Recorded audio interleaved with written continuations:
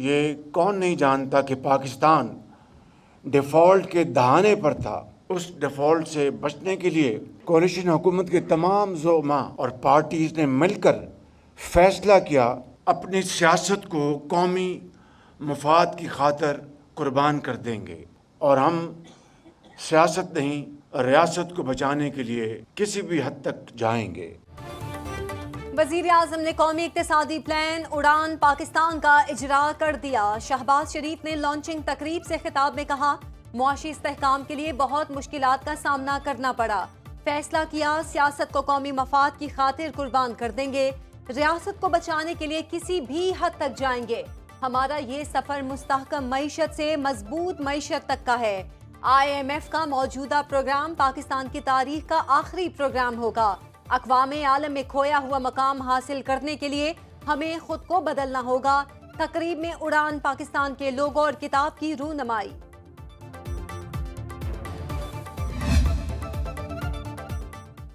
اڑان Pakistan programme 2024 سے 2029 پر محیط ہوگا۔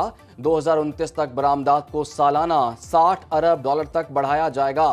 پاکستان کو 2035 تک $1000 ارب معیشت کی بنیاد فراہم کی جائے گی۔ نائب وزیر اعظم اسحاق ڈار نے تقریب سے خطاب میں کہا کہ سیاسی استحکام کے ذریعے معاشی اہداف حاصل کیے جائیں گے۔ اڑان پاکستان قومی ترقی کا ایک جامع پروگرام ہے۔ نواز شریف کی قیادت نے پہلے بھی معاشی اہداف حاصل کیے، ملک سے لوڈ شیڈنگ کا خاتمہ کیا۔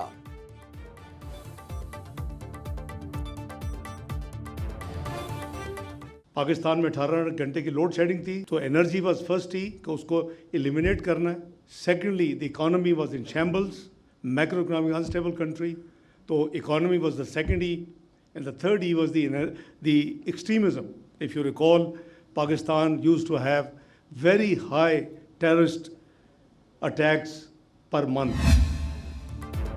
پاکستان میں میکرو اکنامک استحکام آ چکا، ملک میں تیزی سے براہ راست سرمایہ کاری آ رہی ہے۔ وفاقی وزیر خزانہ محمد اورنگزیب کا قومی اقتصادی پروگرام اڑان پاکستان کے اجرا کی تقریب سے خطاب، بولے افراط زر 38% سے کم ہو کر 5% پر آ گیا۔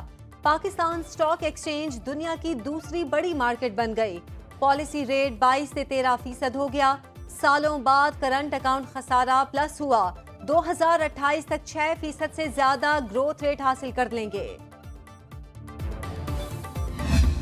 آج کا یہ اجتماع اس بات کا ثبوت ہے کہ اڑان پاکستان کسی سیاست کا نام نہیں ہے۔ نواز شریف صاحب کی قیادت میں وہ اقتصادی اصلاحات پاکستان میں نافذ ہوئیں کہ جنہیں بعد ازاں بھارت نے منموہن سنگھ صاحب کے ذریعے وہاں پر متعارف کرایا اور 10 سال کامیابی سے چلا کر ان کے نتائج لیے، کہ اب ہم سب اس پہ متفق ہیں کہ انف از انف، اور اب پاکستان کی ترقی کے سفر میں ہم کوئی رکاوٹ برداشت نہیں کریں گے۔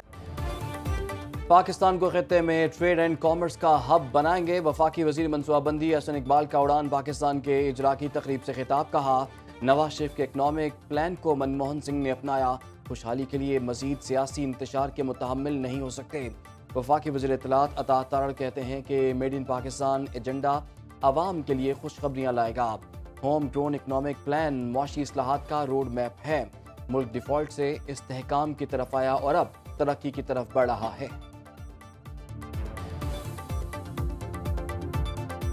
آج استحکام سے گروتھ کی طرف جا رہے ہیں، یعنی ڈیفالٹ سے ہم گئے استحکام کی طرف، استحکام سے ترقی کی طرف۔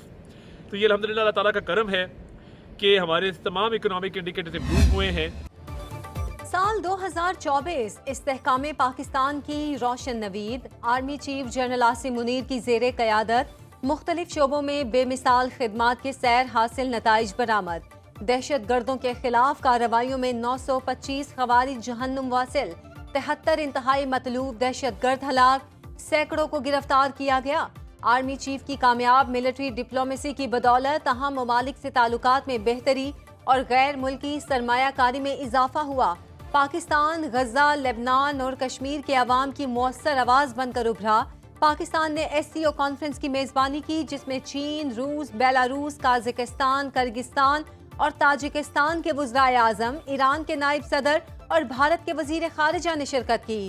SIFC کی معاونت سے ترسیلات زر میں اضافہ، مہنگائی میں کمی اور اسٹاک ایکسچینج نے تاریخی بلندیوں کو چھوا۔ گمراہ کن پروپیگنڈا، فیک نیوز اور غلط معلومات کے پھیلاؤ کی روک تھام کے لیے قانون سازی کی گئی۔ حکومت اور عسکری قیادت کی تمام کاوشیں پاکستان کے روشن مستقبل کی بنیاد ہیں۔ سابق وزیراعلیٰ گلگت بلتستان خالد خورشید کو 34 سال قید کا حکم۔ انسداد دہشت گردی عدالت جی بی کے جج رحمت شاہ کا مجرم کو گرفتار کر کے جیل منتقل کرنے کا حکم۔ عدالت کی طرف سے ناظرہ کو خالد خورشید کا شناختی کارڈ بلاک کرنے کی ہدایت۔ خالد خورشید نے چیف سیکریٹری اور chief election commissioner Gilgit Baltistan کو سنگین نتائج کی دھمکیاں دیں۔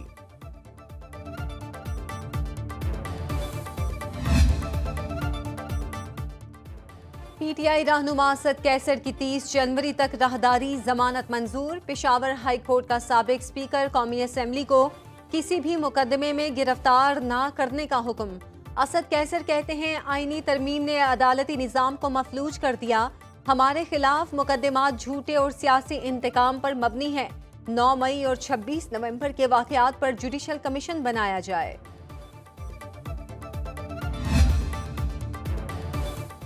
پاکستان اور ترکی کے درمیان دو طرفہ تعلقات کو مزید مضبوط بنانے پر اتفاق۔ وزیراعلیٰ پنجاب مریم نواز نے ترکی کے قونصل جنرل درمش بستاخ کی ملاقات۔ تجارت، تعلیم، صحت، زراعت اور سیاحت کے شعبوں میں تعاون کو فروغ دینے کے لیے اقدامات پر تبادلہ خیال۔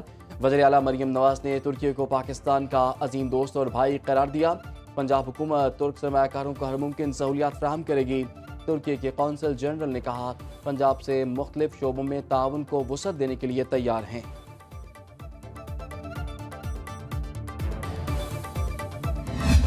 جتنی مرضی کوشش کر لیں، آپ ایک لاحاصل جنگ میں داخل ہو چکے ہیں، اور آپ غازیوں سے یہ گزارش ہے کہ جہاں جہاں اپنی سروس میں جائے آپ نے بڑی غیرت مند اور دلیری کے ساتھ یہ مقابلہ کرنا ہے، اور یہ مقابلہ کرتے ہوئے یہ سوچنا ہے کہ یہ ریاست تا قیامت کے لیے بنی ہے اور اس ریاست کے 1 انچ کو کوئی نقصان نہیں پہنچا سکتا ہے۔ دہشت گردوں کو بھارت کی ایجنسی را فنڈنگ کرتی ہے۔ دشمن بزدل بھی ہے اور چالاک بھی۔ وزیر اعلیٰ بلوچستان سرفراز بگٹی کا کوئٹہ میں تقریب سے خطاب۔ بولے ملک کے لیے جانوں کے نذرانے پیش کرنے والوں کو سلام پیش کرتے ہیں۔ معصوم لوگوں کی ذہن سازی کر کے دہشت گردی پھیلانے کی کوشش کی جاتی ہے۔ پاکستان تا قیامت رہے گا، کوئی دشمن اس کو ختم نہیں کر سکتا۔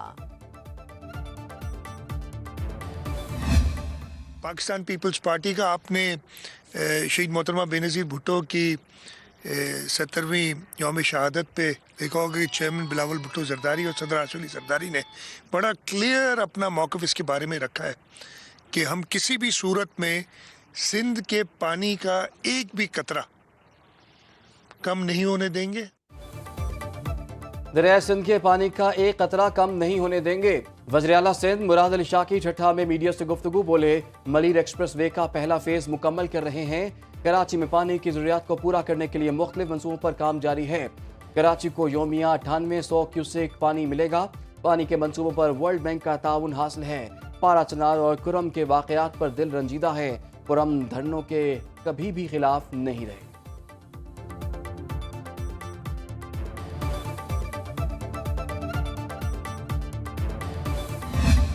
پاکستان میں انتشار پیدا کرنا، پاکستان میں بھائی سے بھائی کو لڑانا، پاکستان میں پولرائزیشن کو پیدا کرنا، پاکستان میں ڈیوائیڈ مزید کرنا، یہ ساری پالیسی اور اس میں ہر قسم کے حربے استعمال ہو رہے ہیں۔ عمران خان کے جو اصل مائنڈ سیٹ ہے، انہوں نے لابیسٹ کو ہائر کیا ہوا ہے کہ پاکستان پہ ہر قسم کا پریشر ڈالیں۔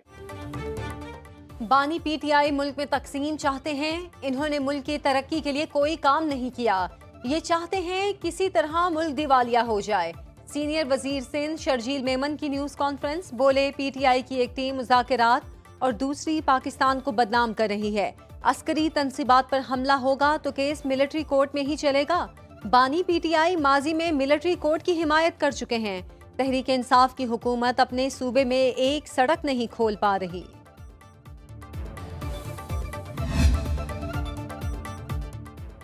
سال نو پر پیٹرولی مصنوعات کی قیمتوں میں کمی کا امکان۔ پیٹرول 2 روپے، ڈیزل کی قیمت میں 3 روپے فی لیٹر کمی متوقع۔ اوگرا کی سمری پر حکومت پیٹرولی مصنوعات کی قیمتوں میں رد و بدل کا فیصلہ کرے گی۔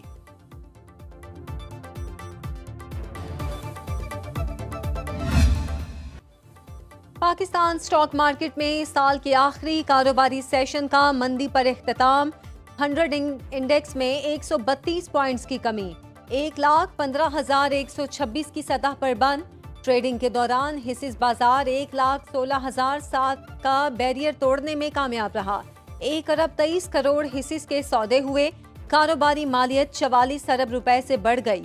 साल के आखिरी रोज सरमायाकार 63 अरब रुपए नुकसान के साथ घर गए। इंटरबैंक में डॉलर 7 पैसे महंगा 278 रुपए 55 पैसे का हो गया।